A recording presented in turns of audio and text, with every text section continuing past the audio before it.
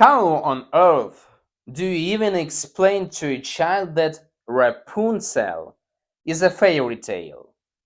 Seriously, let's actually remember the plot for a second. A pregnant woman wants salad from someone else's garden so badly that her husband decides to steal it from a witch. It's normal, right? Yeah. He gets caught, and as a punishment, he agrees to hand over their unborn child. Great idea, man. Great start for a wholesome family story, and it only gets better from there.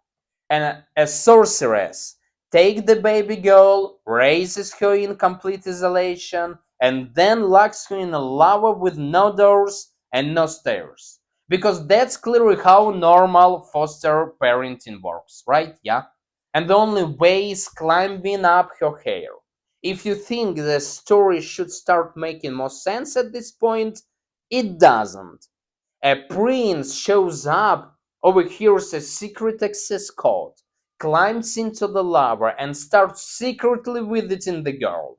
After which, the fairy tale suddenly turns into a dark drama involving exile, blindness, years of wandering, and a very questionable happy ending. The most interesting part in this, none of this was written just for the sake of adventure. Behind the story of golden hair lies something much darker, a narrative about control, isolation, overprotection, and the desperate attempt to escape a cage that is disguised as care. Today we are breaking down one of the strangest fairy tales ever written and figuring out why Rapunzel is far darker than it looks at first glance.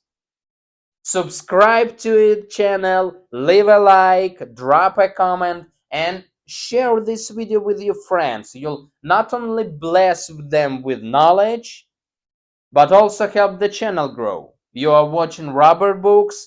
Let's get started!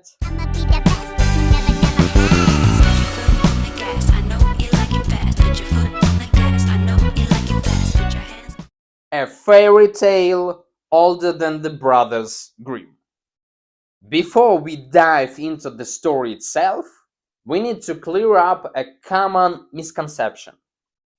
Most people think Rapunzel was created by the Brothers Grimm. In reality, they just did something very similar to what Netflix does with old stories today.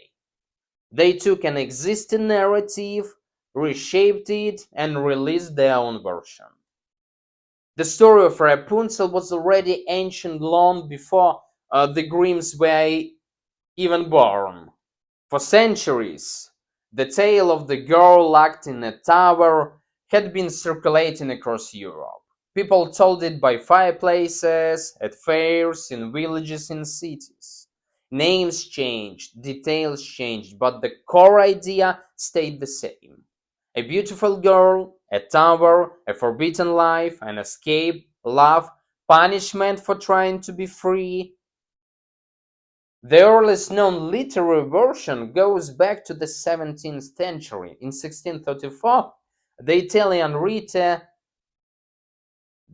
Giambattista Basile, hope it's correct, published a tale called Petrosinella. And if you think modern screenwriters love wild plot twists, you clearly haven't read 17th century fairy tales. Those stories contain things that would make modern parents faint on the spot. Later came a French version, Percinet, and that version became the direct foundation for what we know now as Rapunzel. When the Brothers Grimm collected the story in the early 19th century, they were not inventing it from scratch. They were more likely literary archaeologists, gathering folk tales, comparing versions, adapting, editing, simplifying, something softening, sometimes ironically living in things no one today would consider child-friendly. And here's where it gets really interesting, because if you open the earliest editions of Grimm's fairy tales, it becomes obvious they were never strictly written for children. Today, when people hear Brothers Grimm's fairy tales, they imagine bedtime stories, but the original texts often feel more like a collection of medieval horror stories. Be, yeah, beheadings, executions, curses, blinding, betrayals, and in that context, Rapunzel actually fits right in. A baby is essentially handed over to a witch before it's even born. Then the child is isolated from the world, then comes escape, then revenge, then blindness, years of suffering, and only after all of that, the so-called happy end. For a children's story, that's a rather unusual journey, but that's exactly why it survived for centuries, because behind the golden hair and fairy tale aesthetics lies something far older. One of humanity's deepest fears: being trapped, losing freedom, and realizing that the cage you are in was built in the name of love and protection. That's why Rapunzel still works today, because towers change, but the people who build them around others never really disappear. It all started with salad. Seriously. So, the story begins with a married couple who couldn't have children for a long time. And then finally, a miracle happens. The wife becomes pregnant. At first glance, it looks like the start of a happy fairy tale family story. But no. Because from here, the plot takes a turn that would make modern TV writers quietly write it down for future inspiration. One day, the pregnant woman notices a vegetable garden outside the window. Not just any garden, yeah? A witch's garden. And inside it grows Rapunzel, just a plant, basically salad. Like lettuce. And inside it grow, yeah. And then she becomes completely obsessed with it. The fairy tale describes it in a pretty disturbing way. She looks at the garden every single day. She wants that Rapunzel every single day. And every day she becomes more and more miserable. So miserable that her husband starts worrying about her life. In fact, this is probably the first recorded story in history where an entire catastrophe begins with a pregnancy craving for food. The husband watches all of this and makes a decision. A normal person would talk to the neighbor, offer money, try to negotiate, like buy this. What's the problem? But this is too easy. That's not the kind of story for our hero, right? He follows the classic path of people who later end up in a serious trouble. He decides to steal it. From which? Genius.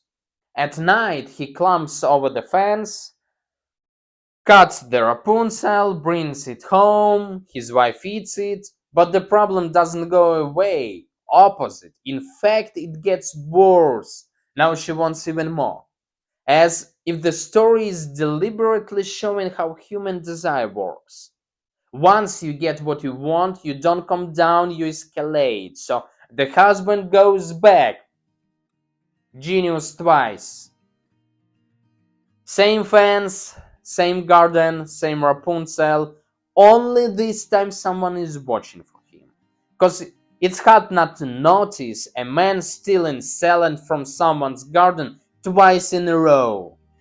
And that's when the witch appears, the most interesting character in the entire first part of the story. She doesn't kill him, doesn't turn him into a frog, doesn't curse him instead. She offers a deal, like Trump. Let's make a deal. And arguably one of the most insane deals in literary history. You can have your salad, but when the child is born, you will give it to me. This is where you need to pause for a second, yeah? Because he agrees immediately. He agrees immediately without asking his wife, without a lawyer, without a contract, without a single question for what? He literally trades his future child for a few bundles of greens. If you translate this into modern terms, it sounds like, "Congratulations, darling, I solved your salad problem. Unfortunately, our daughter now legally belongs to a witch. Good job, man." And the scariest part is that the story doesn't even try to justify it. Instead, it shows a chain reaction where one weakness triggers an entire tragedy. Desire becomes theft, theft becomes a deal, the deal becomes the loss of a child. And when the baby girl is born, the witch comes to collect her payment. No courts, no arguments, no escape, she simply takes the infant. And the parents let it happen. That's how Rapunzel's story begins. Not with the prince, not with the tower, not with magic, but with parents who lost their child before they even had the chance to raise her. And if you really think about it, that's already scarier than any witch in the story. The child no one asked about. So, the witch takes the baby. You can ask, end of story. Not even close. That's where it really begins. Because there's something most people miss when they are young. The witch doesn't kidnap Rapunzel. She raises her year after year, feeds her, clothes her, educates her, teaches her. In a strange way, the witch becomes the only parent the girl ever truly knows. Rapunzel doesn't know her real parents. She doesn't remember them, and most likely, she doesn't even suspect they exist. Think about that. Her entire worldview is built on the words of one person, one single voice, no alternative perspective. No friends, no relatives, no neighbors, no external experience. In practice, the witch becomes her mother, teacher, state, internet, television, and Wikipedia all in one. The entire world reduced to a single source.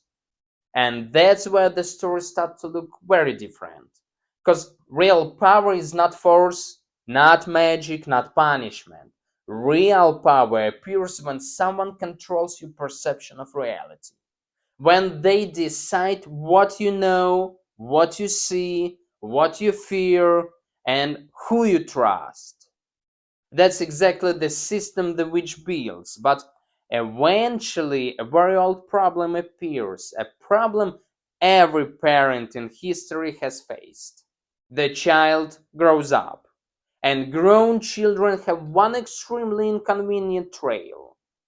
They want their own life, individual. And that's where the witch realizes that the little girl is becoming a young woman. Beautiful, independent, capable of living one day. And instead of accepting that, she chooses another path. Total control. Because what happens next is the most famous moment in the entire story. The witch locks Rapunzel in a tower, and this is where things become completely absurd. Not a house, not a castle, not even a guarded room. A tower in the middle of a forest with no doors, no stairs, no entrance, just single window at the top. So the solution looks like this. What do you do if a teenager might become independent one day? Let's think. Lock you in a tower. Maybe talk? No. Gradual freedom? No. Teach decision making? No. Tower. And the older you get, the more you realize the tower is not about architecture. It's a symbol of people who believe If I control someone completely, I will never lose them. But the problem with towers is that they almost always work in reverse. The stronger cage, the stronger the desire to escape it. The witch doesn't yet realize that she's building the conditions for her own downfall. Very soon a curious prize is going to appear near that tower. And what he does, her perfectly controlled will begin to fall apart, strand by strand. Because very soon a curious prince is going to appear near that tower. And when he does, her perfectly controlled world will begin to fall apart, strand by strand. The strangest access system in history. So, Rapunzel is sitting in the tower, yeah? The tower stands in the middle of forest. No doors, no stairs, no entrance. But there is one detail that everyone usually treats as something romantic, even though if you actually think about it, it's completely insane. Every time the witch wants to get up, she shouts, "Rapunzel, Rapunzel, let down your hair." And the girl throws her hair out of the window and the witch climbs up it. As a child, this feels like pure magic. As an adult, a very different question appears. What the hell you are doing? How is this supposed to work? How long is that hair supposed to be? How strong is your neck supposed to be? And why did nobody think of a rope? Is it too complicated? But fairy tales doesn't turn on logic. They run on symbols, and here the hair is the central symbol of the entire story. It is both freedom and prison at the same time. The only connection to the outside world. The only way in, the only way out. Rapunzel's beauty becomes the very tool used to control her. And that's the key idea. What makes her special is exactly what turns her into a prisoner. And then something happens that the witch didn't anticipate, because no matter how many walls you build around a person, it's almost impossible to fully erase the outside world. One day a prince passes by the tower, not a hero, not a savior, not a great warrior, just a curious young man who hears singing. It's her voice that draws him in, and that detail matters. Not her appearance, not her hair, her voice. The voice of someone the world has effectively erased from society. The prince starts returning again and again, and we are all pretty clear understanding for what he is coming. For voice, of course. Trying to figure out how to get inside, and one day he witnesses the witch climbing the hair. He sees the entire system, hears the password, observes the method, and at that point you expect him to come up with some clever or noble way to meet her, but no, he simply copies the witch. Exactly. The next day he returns and says the same words, and Rapunzel didn't recognize that this should be some different voice. Sounds a little different, no? Genius. This is probably one of the funniest moments in the fairy tale, because the witch entire security system was based on one assumption. No one will think of doing the same thing. Spoiler, someone did. And suddenly, after years of isolation, Rapunzel sees another human being. Not the witch, not her caretaker, not her jailer, someone new and other sex. Imagine that moment, a girl who has spent her entire life inside the tower, her entire world reduced to one woman and one room. And suddenly a young man climbs through her window. To a modern reader, this sounds like the beginning of a very suspicious police report. But in a fairy tale, this is the beginning of love. Yeah, we know what kind of love. This is where the things the witch feared most finally happens. Rapunzel begins to discover that there is a world beyond the tower. Because freedom doesn't begin when someone leaves the cage. It begins when they realize there is something beyond it. And after this meeting, the fate of the tower is basically already sealed. Because you can't shrink someone back into ignorance once they've seen the horizon. Love as a system failure. After their first meeting, everything continues according to very strange fairy tale logic. The prince doesn't live and forget. He comes back again and again and again. Yeah, that's pretty smart from his side. You can have a girlfriend with no responsibility. Again and again. And every time he repeats what in modern cybersecurity terms would be called a critical vulnerability, he uses the same access method, the same phrase, same climbing system, and Rapunzel, who has lived in complete isolation, slowly begins to treat this as her only window into reality. So a routine forms inside the tower, and routine is almost life. They talk, they exchange stories. Yeah, we know how they talk, guys. Gradually, what forms between them in what fairy tales call love, but what real life would more accurately describe as emotional attachment formed under conditions of total isolation. And there is an important detail here. Rapunzel is not choosing between multiple options.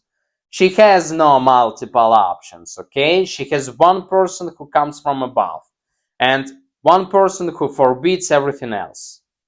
And between those two extremes, what looks like emotion is actually the only possible connection to the outside world.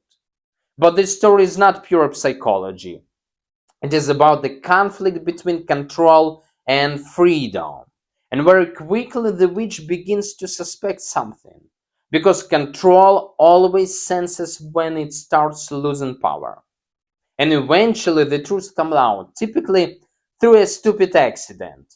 Rapunzel talks to the witch, and in that conversation, without understanding the consequences, she says too much.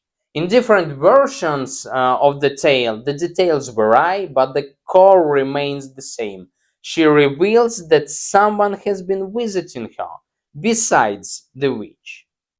And at that moment, the system collapses. The most dangerous thing for the total control is not rebellion and not even escape. The most dangerous thing is an alternative source of information. The witch realizes someone else knows about the tower. Someone else has access, and most importantly, Rapunzel is no longer fully hers. The reaction is immediate. No negotiation, no explanation, no attempt to understand. She cuts Rapunzel off from everything that connected her to the outside world. Literally, the hair is cut off, and this is the key symbol of the entire story. Because the hair was not just a beauty, it was a communication channel, a ladder between worlds. And the moment the channel disappears, the illusion of control disappears with it. The witch doesn't stop there. She doesn't just exile Rapunzel. She goes further. She blinds the prince. Honestly, the prince didn't exactly come across as a heroic savior anyway. Yeah, more likely someone who casually kept showing up for secret visits. We know the reason of these visits. And here the tone of the fairy tale shifts completely, because up until this point the violence was controlling, now it becomes punitive. This is no longer about keeping someone inside. It is about destroying any connection to the outside world. And the prison prince is left alone, blind, in the forest, no tower, no Rapunzel, no direction. This is the moment where the story stops being a romantic fairy tale, and becomes a consequence story about what happens when control destroys everything it was trying to preserve. Because when you break human connections, the system eventually breaks itself. And from here begins the longest and quietest part of the story. Wandering, lost, waiting, where no one is control anymore. And that is where the fairy tale finally starts moving toward its ending. When control breaks, chaos begins. After the rupture, everything falls apart almost instantly. The witch believes she has won. Yeah. She cut the connection, threw Rapunzel out, blinded the prince. Formally, the system is restored. The tower is clean again. But the fairy tale very quickly shows something else. Control based on violence doesn't solve the problem. It only delays the consequences. Because now Rapunzel is not in the tower, the prince is not in the tower, no one in the tower. And the witch herself no longer controls anything. Everyone is scattered, everyone is lost. And this is where the strangest phase of the story begins, wandering. The prince walked through the forest, blind, without direction, without understanding where he even is. And and now I have also another one question. If he is blind alone in a forest, so how he survived? How you become alive, man? Oh, he is no longer a romantic hero. He is someone who has literally lost the ability to see the world. And symbolically this matters because he can no longer rely on the external, only on memory, only on internal perception. Meanwhile, Rapunzel also finds herself outside this system. For the first time in her life, she is not inside, but she is not outside in a normal sense either. She's in a state of total rupture, in limbo. And here the fairy tale makes an unexpected turn. Param param pam! She has children, right? She's pregnant. So now we know for what the prince came to her, right? In some versions, twins. And this is important detail not for shock value, but for the structure of the story. Because now Rapunzel is no longer just a captive. She's already a new reality in herself. She has a life that does not belong to the witch, does not belong to the tower, and doesn't belong to the old system at all.